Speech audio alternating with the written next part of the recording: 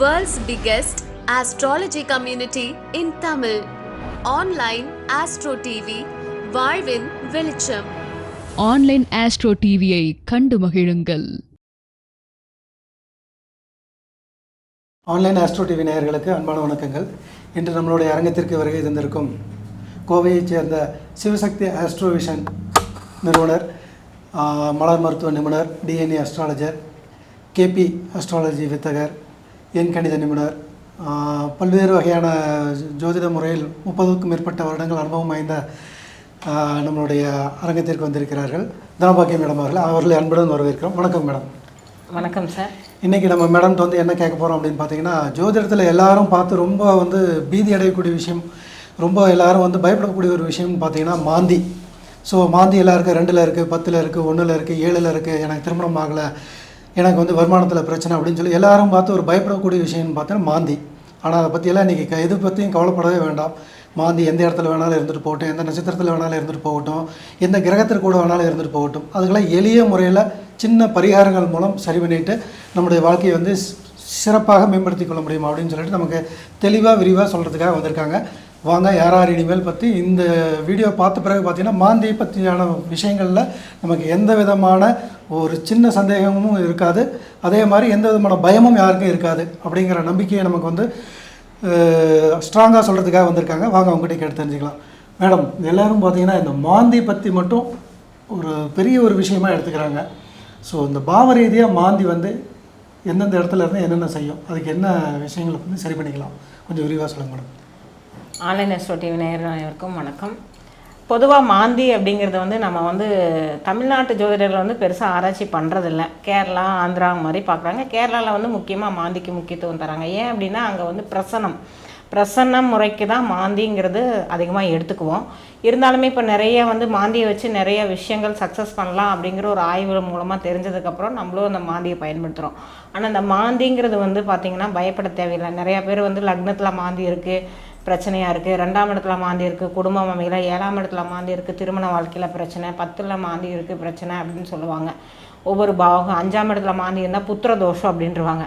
அது எப்படி அதாவது பொதுவான ஒரு முறையை நம்ம எப்படியுமே ஜாதகத்தில் பயன்படுத்தும் போது சுய ஜாதக ஆய்வுன்னு ஒன்று இருக்குது. பொதுவான விதியை எப்போவுமே பேசக்கூடாது. சுய ஜாதக ஆய்வுலையுமே ஒவ்வொரு லக்னத்துக்கும் ஒவ்வொரு மாதிரி ஒவ்வொரு பாவங்கள் இயங்கும், ஒவ்வொரு கிரகங்கள் இயங்கும். அதுதான் பொதுவான விஷயம். அப்போ மேஷத்துலேருந்து மீனம் வரைக்கும் இருக்கக்கூடிய 12 லக்னங்களுக்கும் ஒவ்வொரு லக்னுக்கும் ஒவ்வொரு தன்மை. அப்போது மாந்தியை பற்றி பயப்படவே தேவை. மாந்திங்கிறது ஒரு உபகிரகம் தான், ஒரு சப்போர்ட்டிவ் லாட் அப்படி சொல்லலாம். சப்போர்ட்டாக இருக்கக்கூடியது சனியோட சாயல் அப்படின்னு சொல்லலாம், சனியோட நிழல். சனி எப்படி செயல்படுமோ அந்த மாதிரி மாந்தி செயல்படும். பொதுவாக மாந்திங்கிறது கர்ம வினைகளை சொல்லக்கூடியது. கர்ம தோஷங்கள், கர்ம வினைகள், முன்பிறப்பில் செய்த விஷயங்கள் அப்படிங்கிறது பிரேத சாபங்களால் ஏற்பட்ட ஒரு விளைவை ஏற்படுத்துது. அந்த பிரேத சாபங்கிறது மனிதன் மட்டும் கிடையாது, நம்ம தாவரத்திலிருந்து எல்லா வித உயிரினங்களால் ஏற்படக்கூடிய பிரேத சாபங்கிறத சுட்டி காட்டுறது தான் இந்த மாந்தி. அது எந்தெந்த இடத்துல பாவத்தில் இருக்கோ அதை வச்சு அது என்ன சாபத்தை கொண்டிருக்குன்னு நம்ம தெரிஞ்சுக்கலாம். ரொம்ப சிறப்பான வணக்கம் மேடம். இப்போ இந்த மாந்தி பார்த்திங்கன்னா சில பேருக்கு பார்த்திங்கன்னா ஒரு பாவத்தில் பார்த்திங்கன்னா தனியாக இருக்கும். ஒரு சில பேருக்கு பார்த்திங்கன்னா சூரியன் கூட மாந்தி கூட இருக்குது சார், சந்திரன் கூட மாந்தி க்ளோஸராக இருக்குது, என்னோடய 7ஆம் அதிபதி கூட க்ளோஸராக இருக்குது அப்படின்னு சில பேருக்கு பார்த்திங்கன்னா அதை பற்றி பயப்படுறாங்க. ஸோ அப்போ அந்த கிரகத்தோட ஒரு மாந்தி சேரும்போது என்ன மாதிரி விளைவுகளை கொடுக்கும், அதுக்கெல்லாம் நம்ம எந்த மாதிரி நம்ம பரிகாரம் பண்ணிக்கலாம், கொஞ்சம் விரிவாக சொன்னீங்க. நிச்சயமாக. ஒரு விஷயம் என்னென்னா, முதல்ல எந்த பாவத்தில் இருந்தால் நல்லது அப்படிங்கும்போது பொதுவான விதி உபஜயஸ்தானம் நல்லதுன்னு சொல்கிறாங்க. 3, 6, 10, 11 எல்லா பாவத்துலேயுமே நன்மையும் இருக்கும், தீமையும் இருக்கும். நீங்கள் சொன்ன மாதிரி ஒரு கிரகத்தோட சேர்க்கை பெறும்போது அப்படிங்கிறது க்ளோசர் டிகிரியில் தான் அது பிரச்சனை. அதாவது ஒரு கிரக சேர்க்கை அப்படின்னு எடுத்துக்கிட்டாவே 3 டிகிரிலேருந்து 9 டிகிரிக்குள்ளே இருக்கும்போது தான் அது கிரக சேர்க்கையாகவே நம்ம எடுத்துக்கணும். ஒரு பாவத்தில் 2 கிரகம், 3 கிரகம், 4 கிரகம் இருக்குன்னா அது கிரக சேர்க்கையாக நம்ம எப்படியுமே எடுத்துக்க முடியாது. ஒரு நட்சத்திர பாதத்தில் இவ்வளோ டிகிரிக்குள்ளே இருக்கும்போது தான் அது சேர்க்கை பலன் அப்படிங்க. அப்படி பார்த்தா மாந்தியில் எந்த கிரகத்தோடு சேரும்போதே ஒரு டிகிரியில் நிற்கும்போது, ஒரே பாகையில் நிற்கும்போது கிரக யுத்தமாக ஏற்படுது. கிரகங்கள் வந்து ஒன்றுக்கொன்று யுத்தம் செய்தல் அப்படிங்கிறது, நானா நீயான்னு ஒரு போட்டி ஏற்படுத்தக்கூடியது தான் அந்த கிரக யுத்தம் அப்படிங்கிறது. அப்போது மாந்தியாக இருக்கட்டும், வேறு எந்த அசுப கிரகம் எதுவாக இருந்தாலுமே நம்ம பயப்பட தேவையில்லை. அந்த 1 டிகிரியில் இருக்கும்போது தான் அதுக்கான தீர்வுகள் நிறையா இருக்குது. ஏன்னா அதுக்கு வந்து முக்கியமாக இதில் நம்ம பார்க்க வேண்டியது பாவாதிபத்தியம் கிரகாதிபத்தியம் பார்க்கணும், லக்ன சுபர் அசுபர் பார்க்கணும். இது தெரியாமல் நம்ம பாரம்பரிய முறையாகட்டும் கேபி ஆகட்டும் எந்த அஸ்ட்ராலஜியில் எடுத்துட்டாலும் நம்ம இது கண்டிப்பாக தெரிஞ்சிருக்கணும். பாவ சுபர் அசுபர், அந்த பாவ ஆதிபத்தியம் எந்த அந்த லக்னருக்கு எவ்வளோ நன்மை செய்யும் அப்படிங்கிறது. அப்போ க்ளோஸ் டிகிரியில் இருக்கும்போது 1 டிகிரியில் இருக்கும்போது அது கிரக யுத்தமாக ஏற்பட்டு அது என்ன சேர்க்கை பெற்றிருக்கோ அந்த காரகத்துவத்தில் அது பிரச்சனை பண்ணும். அப்போ 3 டிகிரியில் இருக்கும்போது தான் அது சேர்க்கை. 3லேருந்து 6, 6லேருந்து 9ங்கும்போது ஓரளவு 9 டிகிரிக்கு மேலே 10 டிகிரிக்கு மேலே போயிட்டாவே அது சேர்க்கையே கிடையாது, அந்த பாவத்தில் இருக்குது. இப்போ ஒரு பிளேஸ் இருக்குது, நம்ம 4 பேர் இருக்கோம்னா 4 பேர்த்துக்கு ஒவ்வொரு டைரெக்ஷனில் இருக்கும். எப்படி ஒரு வீட்டின் அறையில் 4 டைரெக்ஷன் இருக்கும், அந்த 4 டைரெக்ஷன் சேர்ந்து ஒரு அறையாக நம்ம கன்சிடர் பண்ணிக்கிறோம் இல்லையா? அந்த மாதிரி தான் அந்த 4 கிரகமும் ஒரு பாவத்தில் இருக்கும்போது அந்த விஷயங்களை கொடுக்கும் இல்லையா, தன்மை மாறாது. ஆனால் க்ளோசர் டிகிரியில் தன்மைகள் மாறும். இப்போ சூரியனோட சேர்க்கப்படுனா சூரியனோட தன்மை பூரா மாந்தி எடுத்துக்கும். அப்போ சூரியனால் செய்யக்கூடிய அனைத்து விஷயங்களுமே நடைபெறக்கூடிய நன்மைகளை எல்லாமே மாந்தி தடுக்கிறார் அப்படிங்கிறது தான் இந்த செயற்கை பலன். இதே மாதிரி தான் எல்லா கிரகத்துக்குமே. ரொம்ப சிறப்பான வழக்கம். ஏன்னா நாங்களாம் ஜாதகத்தை பார்த்த உடனே அது என்ன டிகிரியில் இருக்குது அப்படிங்கிறதெல்லாம் பார்க்க மாட்டோம். 3 கிரகங்கள் கூட ஒரே ஜாதகத்தில் ஒரு கட்டத்தில் இருக்குது. அது கூட மாந்தி இருக்கும்போது 3யுமே வந்து நம்மளுக்கு பாதிப்பு உண்டாகுமா அப்படிங்கிற சந்தேகமெல்லாம் எல்லாத்துக்கும் இருக்கும். நீங்கள் சொன்ன மாதிரி அது கூட க்ளோஸராக 3 டிகிரிக்குள்ளே இருக்கிறதுக்கு மட்டும்தான் பாதிப்பு உருவாக்கும். அதுக்கும் நிறைய விதிவிலக்குகள் இருக்குது. சுபர் அசுபர் அது நல்ல சுபத்துவம் வாய்ந்திருக்குதா அப்படிங்கும்போது அதனுடைய நெகட்டிவிட்டி வந்து கம்மி பண்ணும். இது மாதிரி நிறைய ஆழ்ந்து தான் பார்த்து தான் முடிவு பண்ணணும். எடுத்த உடனே பயப்பட வேண்டியது இல்லைன்னு சொல்லி விளக்கமாக சொல்லியிருக்கீங்க. ரொம்ப நன்றிங்க மேடம். அதே மாதிரி இந்த மாந்தியை வச்சு தான் மாந்தியோடைய சுபத்துவத்தில் ரொம்ப அதிகமாக எல்லாரும் சொல்கிறது பார்த்திங்கன்னா, தொழிலுக்கே வந்து மாந்தி தான் வந்து மூலாதாரமாக தொழில் அமைச்சு கொடுக்குறதுல முக்கிய பங்கு வகிக்கிறார் அப்படிங்கிற மாதிரி எல்லாருமே சொல்கிறாங்க. ஸோ அப்போ மாந்தி வந்து எந்த மாதிரி நட்சத்திரத்தில் நிற்கிறனால அதனுடைய பலன் கிடைக்குதுங்களா? எந்த வகையில் நமக்கு அந்த தொழில் ரீதியான ஒரு முன்னேற்றத்துக்கு மாந்தியோடைய சப்போர்ட் என்ன மாதிரி இருக்குங்க மேடம்? அருமையான கேள்வி. மாந்தி வந்து ஏன் தொழிலில் வந்து நிர்ணயிக்கம் பண்ணுறதுன்னு நம்ம சொல்கிறோம் அப்படின்னா, மாந்தியை நம்ம முதலையே சொல்லிட்டேன், சனியோட உபகிரகம்னு சொல்லிட்டேன். பொதுவாக தொழில் அப்படின்னாவே நம்ம ஜாதகத்தில் 12 பாவங்களில் தொழில் அப்படின்னா 10ஆம் பாவத்தை எடுத்துக்கிறோம், வேலைனா 6ஆம் பாவத்தை எடுத்துக்கிறோம். பொதுவாக நம்ம வந்து செயல் அப்படின்னா கர்மா, தொழில் அப்படின்னாவே சனியை சொல்கிறோம். அப்போ சனியோட உபகிரகம் மாந்தின்றனால மாந்தியை பிடிச்சு நம்ம ஒரு தொழிலை செய்யும்போது சக்ஸஸ் அப்படிங்கிறது. இதை எப்படி நம்ம சொல்லலாம் அப்படின்னா, மாந்தி நிற்கிற நட்சத்திரத்தில் நம்ம அந்த தொழில் சம்மந்தமாக 10ஆம் பாவமோ 6ஆம் பாவமோ 2ஆம் பாவமோ தொடர்பு ஏற்படும்போது அந்த தொழிலை எடுத்து செய்யும்போது நம்ம சக்ஸஸ் பண்ணலாம் அப்படின்னு சொல்லலாம். அதுக்கப்புறம் அது நின்ற நட்சத்திரத்தோட டிஎன்ஏ மரபணுன்னு சொல்லக்கூடிய அந்த டிஎன்ஏ படி ஒரு தொழிலை அமைச்சுக்கிட்டோம்னா சக்ஸஸ் ஆகலாம். இது பொதுவாக 3, 6, 10 தொடர்பில், 2, 6, 10 தொடர்பில், இல்லை நம்ம சொன்ன மாதிரி 3, 6, 10, 11 உபஜய ஸ்தானத்தில் மாந்தி தொடர்பு ஏற்பட்டுருச்சுன்னா அவங்க செய்கிற தொழில் மாந்தி சார்ந்த தொழிலை செஞ்சாங்கன்னா கண்டிப்பாக சக்ஸஸ் ஆகும். இப்போ உதாரணமாக எனக்கு வந்து பார்த்திங்கன்னா 10ஆம் இடத்துல தான் மாந்தி, 10ஆம் இடத்துல மாந்தி. அப்போ நான் 10ஆம் இடத்துல மாந்தி இருக்கும்போது என்னென்னா மாந்தி சார்ந்த தொழில்கள் செய்யலாம். இப்போ மாந்தி நிற்கிறது வந்து பார்த்திங்கன்னா புனர்பூஷ நட்சத்திரத்தில் நிற்கிது. புனர்பூஷங்கிறது குருவோட நட்சத்திரம், அதோட டிஎன் எனர்ஜி எடுத்துக்கிட்டோம்னா சனியோட எனர்ஜி. இப்போ நாம் பண்ணுறது என்ன தொழில் பண்ணுறோம்? ஜோதிடத்துலேயும் நான் ஸ்பெசிஃபிக்காக பண்ணுறது வந்து கர்ம வினைகளை போக்கக்கூடிய இந்த காசி ஜாதக பரிகாரம், மாந்தி பரிகாரம்னு சொல்லிட்டு திருச்சி ஒய்யாமரியில் பண்ணுறோம், காசியில் பண்ணுறோம், திருவள்ளத்தில் வந்து பித்துத்தோஷ பரிகாரம் பண்ணுறோம். அப்போ என்னோட தொழில் ஆட்டோமேட்டிக்காக அந்த மாந்தியோட சார்பாக அமைஞ்சிருச்சா? இதுதான். அப்போ அந்த தொழிலை நிர்ணயம் பண்ணுறது மாந்திங்கிறது. எந்த ஒரு வகையிலையுமே நமக்கு ஒரு தொழிலை முடிவெடுக்க முடியலைன்னா கடைசியில் மாந்தியை பார்த்து ஜட்ஜ் பண்ணி அந்த தொழிலை எடுத்துட்டோம்னா நம்ம சக்ஸஸ் பண்ணலாங்கிறது தான் அந்த தொழிலை நிர்ணயம் பண்ணுறது. பிரபஞ்சம் வந்து இயற்கையாகவே கனெக்ட் பண்ணியிருக்கு. ஏன்னா இன்றைக்கி நீங்களே மாந்தி பற்றி பேச வச்சு உங்கள் மூலியமாகவே கேட்கணுன்னு ஒரு விதியும் வந்துருச்சு. நீங்களே சொல்லிட்டீங்க 10ஆம் இடத்துல சனி சம்மந்தப்பட்டிருக்கு அப்படிங்கிறனால நீங்கள் கொடுக்கக்கூடிய அந்த சனி மாந்தி சம்மந்தப்பட்ட பரிகாரங்களும் பார்த்திங்கன்னா எங்களுக்கு சிறப்பாக வேலை செய்யும் அப்படிங்கிறதும் ஒரு இயற்கையாகவே அமைஞ்சிருக்கு. நீங்கள் அந்த தொழிலில் இருக்கும்போது உங்களுக்கு தேடி வர்ற வாடிக்கையாளர்களுக்கு இயற்கையாகவே அமையுங்கிறது ஒரு மிக சிறப்பான அமைப்பு. அதே தான் அடுத்த கேள்வியை நான் கேட்கலான்றது, இந்த மாந்திக்கு எந்தெந்த மாதிரியான ஒரு பரிகாரங்கள், தோஷ நிவர்த்திகள் அப்படிங்கிறதெல்லாம் உங்களுடைய அனுபவத்தில் சொன்னீங்கன்னா பரவாயில்லைங்க. கண்டிப்பாக ஒரு முக்கியமான விஷயம் இதில் இன்னொன்று சொல்லிக்கிறேன். எல்லாருமே மாந்தியை வச்சு ஜெயிக்கவும் முடியாது.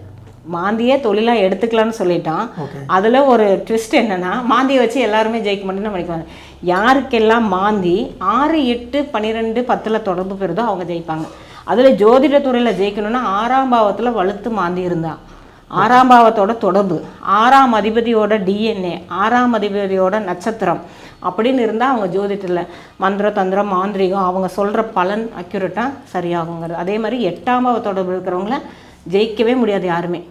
8ல் மாந்தி இருக்குன்னா பயப்பட தேவையில்லை. 8ல் மாந்தி ஆயில் நிர்ணயம், ஆயில் வந்து கூட்டி கொடுக்கும். ஆனால் 8ல் மாந்தி இருக்கிறவங்க ஜோதிடத்தில் சூப்பராக வரலாம். அவங்கக்கிட்ட வந்து நம்ம பலன் கேட்குறது அவங்க பரிகாரத்தில் இறங்கும்போது. இப்போது என்னோடய ஜாதகத்துலேயே நான் சொன்னேன் இல்லைங்களா, எனக்கு வந்துட்டு 10ல் மாந்தினா டிஎன்ஏ யாரோடது, என்னோடது கன்னியா லக்னம், 6ஆம் அதிபதியோட. அதனால தான் நான் அந்த பரிகாரங்கள் செய்யும்போது சக்ஸஸ் அப்படிங்களா. இந்த மாதிரி யாருக்கெல்லாம் இருக்கோ இவங்கெல்லாம் இந்த மாந்தி சார்ந்த விஷயம், மாந்தின்னு இல்லை எந்த பரிகாரம் செஞ்சாலும் சக்ஸஸ். இந்த ஒரு விஷயம் ஃபஸ்ட்டு பரிகாரம்னே நீங்கள் கேட்டுட்டீங்க. பரிகாரம் எப்படி பண்ணலாம், என்ன தீர்வுன்னு. மாந்தினாவே பிரேத தோஷம்னு சொல்கிறோம், சனி சார்ந்த விஷயங்கள், நம்ம கர்ம வினைகள். அப்போ கர்ம வினையை போக்கக்கூடியதுன்னு எடுத்துக்கிட்டால் எளிய பரிகாரம்னு என்ன பண்ணுறோம், உணவு தானம் தான் ஃபஸ்ட்டு. அதாவது மாந்தி நமக்கு தோஷத்தை தருது, லக்ன ரீதியாக 12 பாவத்தில் ஏதோ ஒரு தோஷம்னா ஃபஸ்ட்டு என்ன பாவத்தில் இருக்கோ அந்த பாவாதிபதி நாளில் அந்த பாவாதிபதியோட ஹோரையில் உணவு தானம் பண்ணணும், முதல்ல பரிகாரம். அடுத்தது அமாவாசை தர்ப்பணம், மாதாந்திர முதல் தேதி தர்ப்பணம், வியாதிபாத நாமயோகம், வைத்திருதி நாமயோகம், நாமயோகத்தில் தர்ப்பணம், தசமி திதி, அஷ்டமி நவமி சஷ்டி, இந்த திதிகளில் தர்ப்பணம். ஏன் அப்படின்னா இந்த திதிகளில் பிறந்தவங்க எல்லாம் என்ன பண்ணாங்க, சஷ்டியில் பிறந்தவர் முருகப்பெருமான், நவமியில் பிறந்தவர் ராமர், அஷ்டமியில் கிருஷ்ணன், அடுத்தது தசமியில் தசரதன். எல்லாருமே பார்த்திங்கன்னா ஒரு கர்மாவை வெல்வதற்காக பிறக்கப்பட்டது, ஒரு உயிரை இது வந்து சம்ஹாரம் பண்ணி பண்ணுறாங்க. அப்போது அந்த இடத்துல வந்து ஒரு பிறப்புக்கான மோட்சம் கிடைக்குது இல்லையா. அப்போது அந்த திதிகளில் நம்ம தர்ப்பணம் பண்ணும்போது நம்மளுடைய பல பிறப்புகள் எடுக்கக்கூடிய கர்ம வினைகளுக்கு மோட்சம் அடைஞ்சு நம்ம இந்த பிறப்பில் செய்யக்கூடிய விஷயங்கள் நல்லதாக நடக்குதுங்கிறது. இதுதான் பரிகாரங்கள். இது போக ஆலய பரிகாரங்கள் நிறையா இருக்குது. ஆலயங்கள் அப்படின்னா ஸ்பெசிஃபிக்காக வந்து ராமநாத சுவாமி கோயில், நாச்சியார் கோயில் இருக்குது திருநாகேஸ்வரம் பக்கத்தில், ராமநாத சுவாமி கோயில். அங்கே போய் மாந்தி குடும்பத்தோட, சனியோட மகன் இல்லையா, சனி பகவான் குடும்பத்தோட மங்கள சனீஸ்வரன்ற பெயரில் இருக்கார். அங்கே பரிகாரம் பண்ணும்போது மோஸ்ட்லி சக்ஸஸ். அதுக்கப்புறம் நம்ம கோயம்புத்தூர் வெள்ளை கோயில் பக்கத்தில் மாந்தீஸ்வரர் கோயில் இருக்குது, திருவாலங்காடு மாந்தீஸ்வரர் கோயில். அதுவும் இல்லாமல் 27 நட்சத்திரத்துக்கும் மாந்தி கோயில் இருக்குது, 108 பாதங்களுக்கும் தனியான கோவில்கள் உண்டு.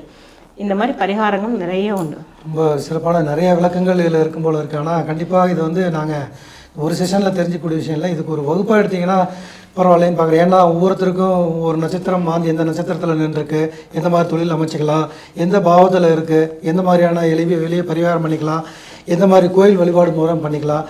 ஸோ மாந்தினாவே ஒரு கெடுதல் மட்டும் இல்லை, நன்மைகளும் அதிகமாக இருக்குது.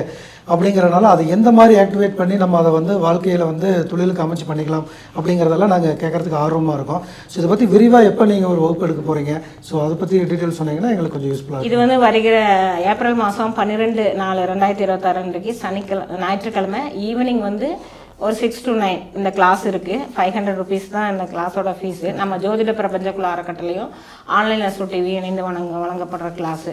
இந்த கிளாஸில் வந்து நீங்கள் தெரிஞ்சுக்கக்கூடிய விஷயம் என்னென்னா, மாந்தி பற்றி மட்டும் இல்லை, மாந்தியால் எப்படி நம்ம வந்து யோகத்தை, மாந்தியை வச்சு எப்படி பணம் ஈட்டுதல், மாந்தியை வச்சு எப்படி நம்ம ஜாதகம் யோக ஜாதகமாக மாற்றிக்கலாம் அப்படிங்கிற விஷயத்தை தான் தெரிஞ்சுக்க போகிறீங்க. ஜென்ரலான எல்லாரும் எதிர்பார்க்குற மாதிரி ஜென்ரல் நோட்ஸ் கண்டிப்பாக கிடைக்காது. ப்ராக்டிக்கல் லைஃப்பில் மாந்தியை எப்படி நம்ம கையாளலாம். மாந்தினா எல்லாருமே பயந்துக்கிறோம். மாந்தியை வச்சு பலன் சொல்லும்போது, மாந்தின்னு சொன்னாவே நிறைய பேருக்கு பேட் இன்சிடென்ட் நடந்துருன்னு ஒரு பயம் இருக்கும். அதனால் அதெல்லாம் இல்லை அப்படிங்கிறத நம்ம சொல்லக்கூடியதான் இந்த வகுப்பு. எல்லாருமே பங்கு பெற்று பயன்பெறுங்கள். கண்டிப்பாக இந்த வகுப்பு படிக்கிற எல்லாருக்கும் பார்த்திங்கன்னா மாந்தியை பற்றியான அனைத்து விதமான கெட்ட எண்ணங்களும் உடைத்து எறியப்படும். இன்னையிலேருந்து புதுசாக பார்த்தீங்கன்னா மாந்தி பற்றி இனி வந்து பயப்பட வேண்டிய அவசியமே இருக்காது.